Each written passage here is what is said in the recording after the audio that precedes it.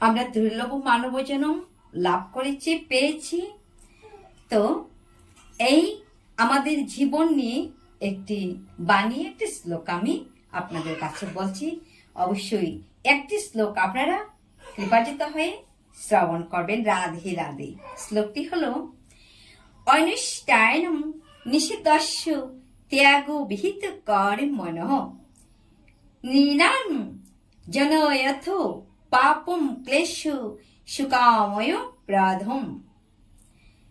তো এই যে শ্লোকটি, এই শ্লোকটি মহানির্বাণ গ্রন্থ থেকে নেওয়া হয়েছে।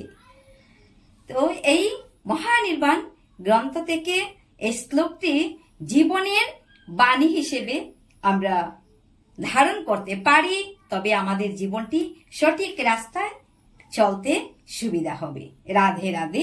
আপনারা এর ভাবার্থটুকু শ্রবণ করুন এবং আমাদের সঙ্গে থাকুন।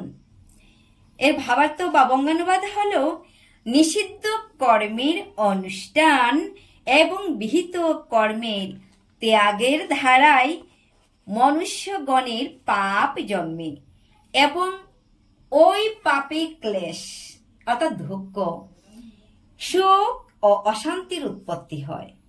শোক শব্দের অর্থ এখানে দুঃখ বা কষ্ট, অশান্তির উৎপত্তি হয়। তো মানুষ চায়, সবাই চায় যে একটি সুন্দর জীবন। আমরা সবাই চাই, কে চাই না বলুন তো? সবাই চাই একটি সুন্দর জীবন।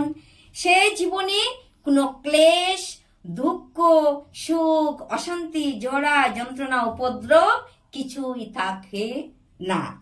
এই তো, এটাই হচ্ছে প্রকৃত জীবন। থাকবে কি? শান্তি, অসুখ, যেখানে কোনো দুঃখ বা সুখ নেই, নিরাময়। কিন্তু মানুষ তা পায় না কেন? কেন আমরা পাই না আমাদের জীবনে? মহানির্বাণতন্ত্র এই প্রশ্নের জবাব দিচ্ছেন। কে দিচ্ছেন? আমরা শ্রবণ করতে হবে। কি বলছেন? মানুষ কি ঠিক পথে চলে? আমরা কি ঠিক পথে চলি? ঠিক কর্ম করে কর্মের বৈগুণ্যেই তো তাকে ক্লেশ, শোক, দুঃখ ভোগ করতে হয়। যে কর্ম শাস্ত্র নিষিদ্ধ, সদাচার বিরোধী, বর্ণাশ্রম অনুমোদিত নয়, সে কর্মই সে বেশি করে করে।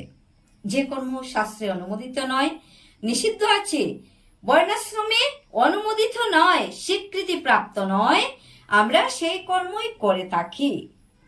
সেই কর্মই সে বেশি করে করে।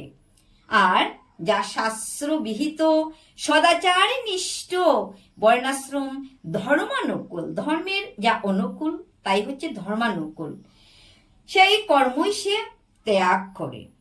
যা ধর্মের পক্ষে অনুকূল তাই আমরা পরিত্যাগ করি।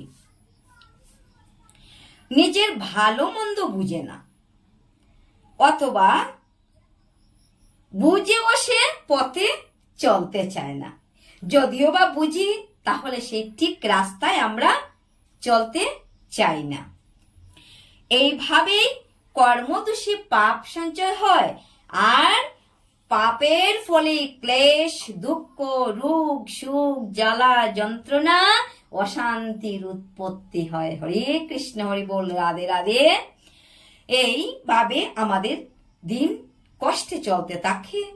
আর যদি আমাদের জীবনের মধ্যে এই বাণীটাকে ধরে রাখতে পারি, তাহলে অবশ্যই আমরা সৎ পথে চলতে পারবো এবং সদা আমরা সোজা সরল রাস্তায় চলবো। কোনো জ্বালা, যন্ত্রণা, দুঃখ ভোগ কষ্ট করিতে হবে না। যা ফলোৎপাদন করে তাই কর্ম, যেমন কর্ম তেমন ফল। আমরা যে যেমন কর্ম করব, ঠিক তেমনি আমরা ফল আমরা পাবো। ভালো কাজের ভালো ফল আর মন্দ কাজের মন্দ ফল। পাপের ফলে যদি ক্লেশ, সুখ, অশান্তি, উপদ্রব উপস্থিত হয়, তবে তা কে ঠেকাবে? কেউ কি ঠেকাতে পারবে? ভগবান তো বলছি, আমি পাপের অংশ নেই না, আবার আমি পুণ্যের ভাগও নেই না। তো পুণ্যের ভাগও তিনি নিচ্ছেন না, আবার পাপেও তিনি নিচ্ছেন না। যা কিছু আমরা কর্ম করছি, সেই কর্মের যা পাপের ভাগ, পুণ্যের ভাগ, সবকিছু আমাদের জন্যই সব থাকছে, ভগবান কিছু নিচ্ছে না। তো আগুনে যদি আমরা হাত দেই তাহলে অবশ্যই হাত পুড়ে যাবে, অবশ্যই পুড়বে। আর জেনে শুনে কে বা আগুনে হাত দেবে? অতএব অকর্ম কুকর্ম ছাড়ো আর পুণ্যকর্মের আচরণ করো। ইহাই আজকের শ্লোকের আলোচ্যের বিষয়। হরে কৃষ্ণ, হরি বল, রাধে রাধে। যদি আপনাদের কাছে এই জীবনের বাণীটি নির্বাণ গ্রন্থ থেকে নেওয়া হয়েছে ভালো লেগে থাকে, অবশ্যই লাইক শেয়ার করবেন এবং কমেন্ট করে জানাবেন। রাধে রাধে। হরে কৃষ্ণ, হরি বল।